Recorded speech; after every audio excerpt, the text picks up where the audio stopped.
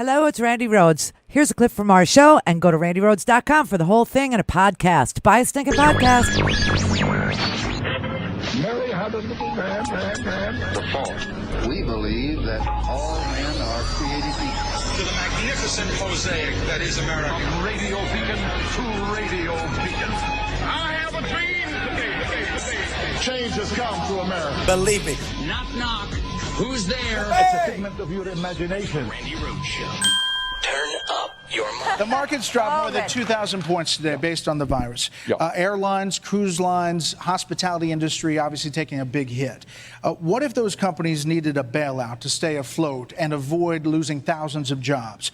As president, how would you handle requests by American companies for a bailout? One of the differences, if I might say, between Joe Biden and myself is that Joe bailed out the crooks on Wall Street who nearly destroyed our economy 12 years ago. I'm using the word crooks, you're not, right? That's true. Okay.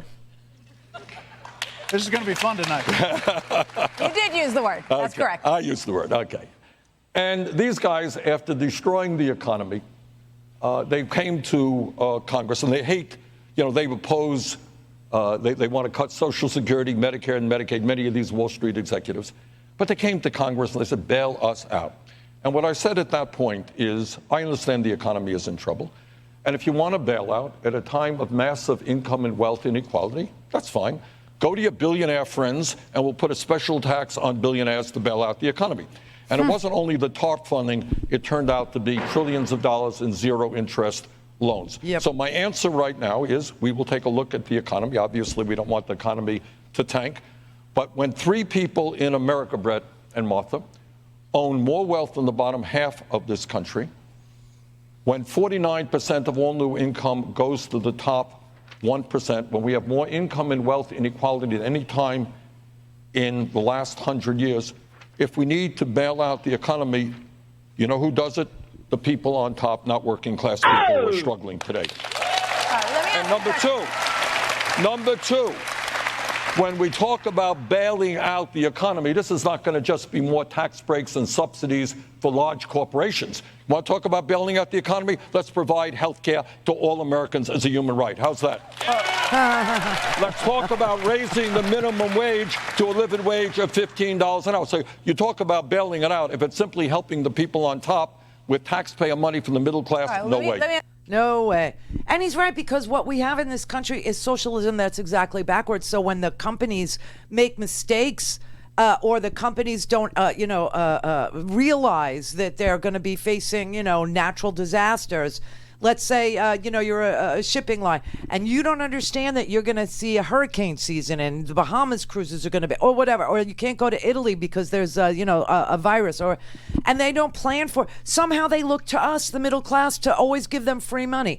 Why don't you pay us? Why don't you get 70% of the United States economy is us buying things. Us buying things. And instead of looking to give us paid leave so that we don't go belly up, instead of looking to give us health care so that we can get tested or providing tests for free or doing anything to mitigate the problem, they just sit there, let the problem happen, and then go, we got to bail out the travel industry. We're going to now have to bail out Wall Street. We're going to have to bail out, hedge fund managers. We're going to have to bail out investment banking. We're going to... I mean, this is crazy. When 70% of everything that is our GDP, that's our total amount of income, is us buying things. They never think about bailing us out. They only ever think about bailing out banks, bailing out the travel industry, bailing out the airlines, bailing out the automobile. Why don't you let us have the money and we can pick and choose what we want to spend our money on and who we want to support? It's unbelievable. So here we go again. Okay, here we go again. And of course, this is a 3-pronged issue. Okay, we were headed for, we only had 1%, 1.2% growth predicted for this year. Right? It was really bad. We had a technical recession in manufacturing already. China was slowing down. Then they get hit with a coronavirus, which means the supply chain, which is global and interwoven, okay, is now not getting from China what it needs in order to produce. So we're hit there, okay? Then we got a coronavirus, And then on top of the recession, on top of a slowing of growth globally, we have a coronavirus, and we have all this free money that was, sloshing around since the bailouts of 2008. We were supposed to get them to pay us back, but we never did. So all this free money is sloshing around, and people are taking that money and they're borrowing money to buy more stocks and blah, blah, blah. And now what you have is another bubble. And you got 50% of investment grade, non-financial corporate bonds rated triple B. What does that mean? Junk. Junk. If the economy slows significantly, okay, corporate cash flow leads to a wave of defaults. That is a depression. Why don't they give us the money? Give us the freaking money. I mean, it makes no sense. They always look at the top. And we have to bail out the top. They never provide for the people who are driving this economy. And we are the people who are driving this economy. Consumers. Our degenerate online shopping. Our going to a department store. Our going to a mom and pop store. Our going to a local restaurant. That is what makes the economy work. And we're the first that are deprived. Always us.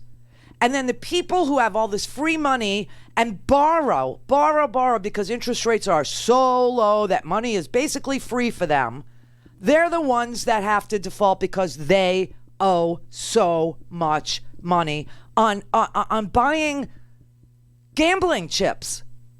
They play the stock market. They buy gambling chips with our freaking money. It's so sick. And so you got people that were struggling before this panic. You got people that were struggling before this virus. And now you have people that are saying, I can't stay home.